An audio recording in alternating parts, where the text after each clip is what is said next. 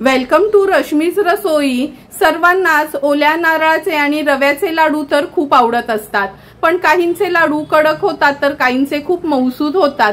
म्हणून आज मी तुम्हाला अगदी योग्य प्रमाणात साखर चौथीसाठी स्पेशल असे हे नारळ आणि रव्याच्या लाडूची रेसिपी दाखवणार आहे। त्यासाठी हा व्हिडिओ तुम्ही शेवटपर्यंत बघा आणि माझ्या चॅनलला लाईक, शेअर आणि सबस्क्राइब करा।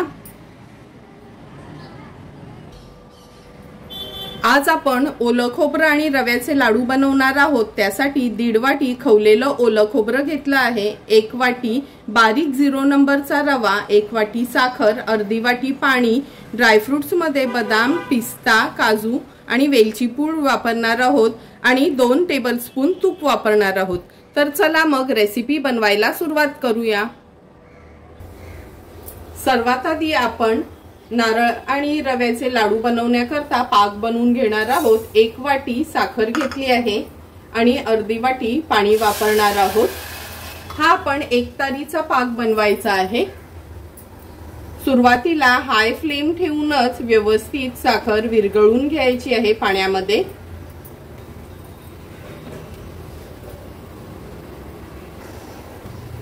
तुम्ही बघू शकता आपल्या ह्या साखरेच्या पाकाला पण छान उकळी आली आहे। आता गॅसची फ्लेम मीडियम वर ठेवते आणि मीडियम फ्लेम वर ह्याचा छान एकतारी पाक तयार करून घेऊया।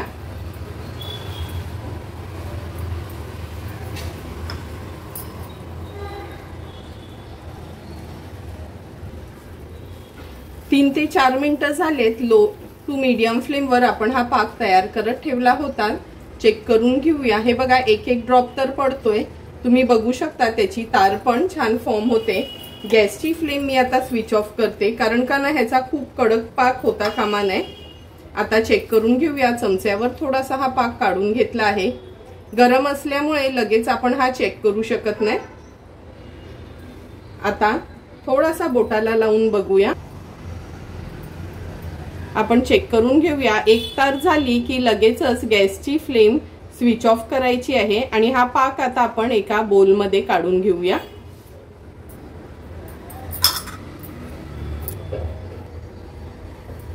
या एका बोल मध्ये मी हा पाक काढून घेते।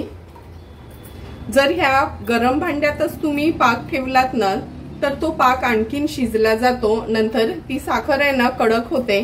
त्यामुळे दुसऱ्या भांड्यातच आपल्याला हा पाक काढून घ्यायचा आहे।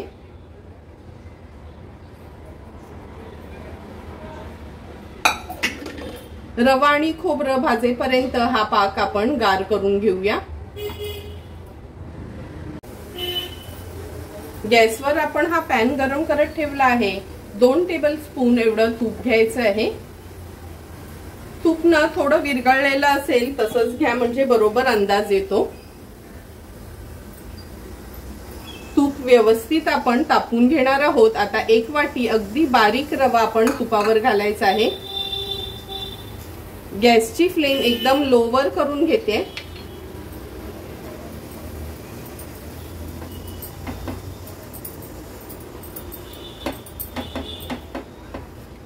लो फ्लेम वर रवा थोडासा आपण परतून घेणार आहोत सुरुवातीला।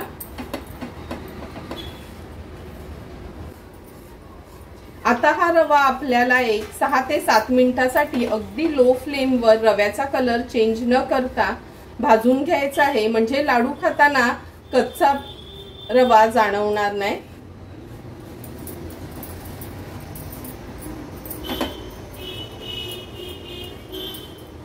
सुरुवातीला 2 ते 3 मिनिटांसाठी मी रवा असाच भाजून घेते। 3 ते 4 मिनिटं झालेत। रवा हा आपण तुपावर भाजून घेतोय।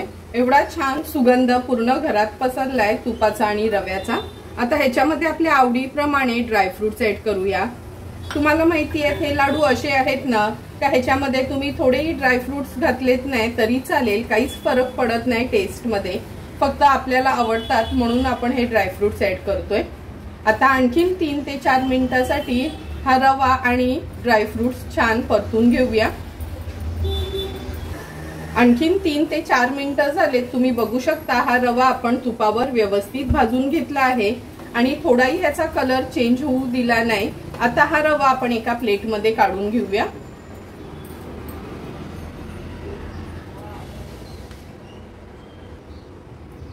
रवा पण आपण एका प्लेट मध्ये ठेवला आहे। आता ह्याच पॅन मध्ये हे खवलेलं ओलं खोबरं भाजून घेऊया।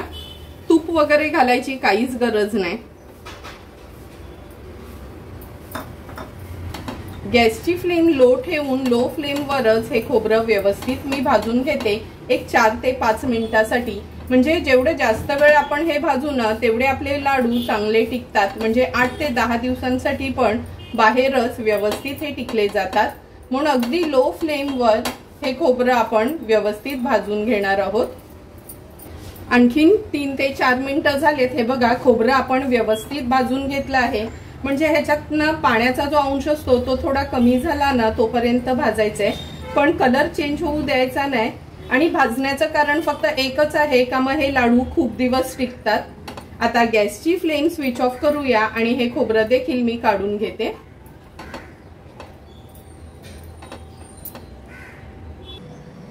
आपला पाक पण थोडा कोमट झाला आहे। आता ह्या पाकामध्ये आपण हे भाजून घेतलेलं खोबरं ऍड करूया।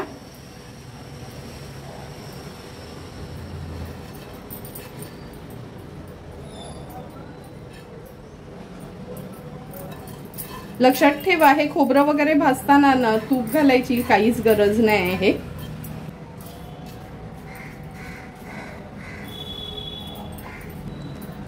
रवा आणि ड्रायफ्रुट्स आता आपण ऍड करणार आहोत।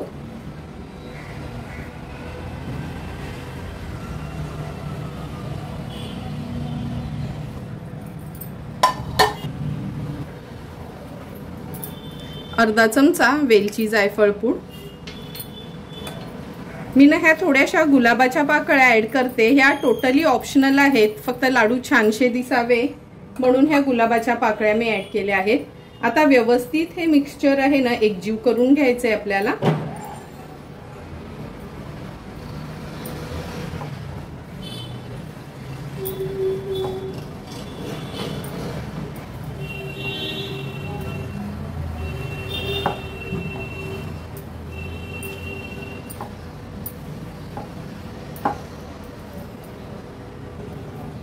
हे बघा व्यवस्थित हे मिक्सचर आहे ना आपण मिक्स करून घेतलं आहे। रवा आणि खोबरं छान पाकात मुरू द्यायचे आहे म्हणून झाकण ठेवून अर्ध्या तासासाठी तरी आपण वाट बघणार आहोत। थोडं एक 10-12 मिनिटांनी ना मध्येच आपण स्पॅच्युला फिरवून घेऊया। जवळपास अर्धा ते पाऊण तास झाला आहे। झाकण काढून बघते। हे बघा मिक्सचर कसं छान फुललं गेलं आहे। साखरेच्या पाकामध्ये रवा आणि खोबरं छान एकजीव झालं आहे। आता आपण हाताने चेक करून घेऊया। हे बघा लाडू वळतोय असं आपलं हे मिश्रण तयार झालं आहे। व्यवस्थित हे मिश्रण मी एकजीव करून घेते।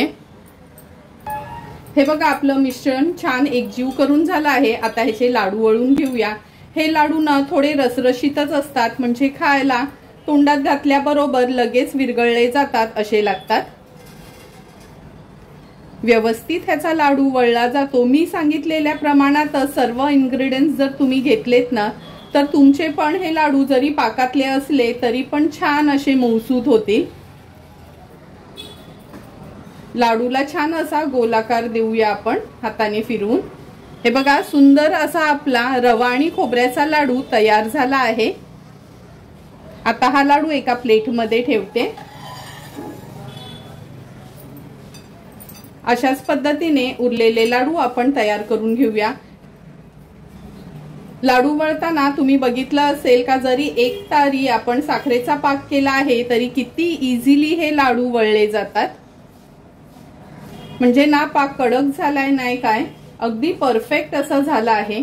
आणि आणखीन एक टिप तुम्हाला देते, जरी तुमचा पाक समजा कडक झाला म्हणजे हे मिश्रण तुम्ही टाकलत वगैरे थोडंसं इथे तिथे काय चूक झाली तर ते सर्व मिश्रण आहे ना तुम्ही थोडंसं मिक्सरला फिरवून घेतलं तरी तुमचे लाडू वळतील। पण मी सांगितलेल्या प्रमाणातच जर तुम्ही हे लाडू बनवलेत ना तर तुमचे पण हे रवा खोबऱ्याचे लाडू अगदी परफेक्ट तयार होतील। तर चला मग उरलेले लाडू पण मी अशाच पद्धतीने वळून घेते।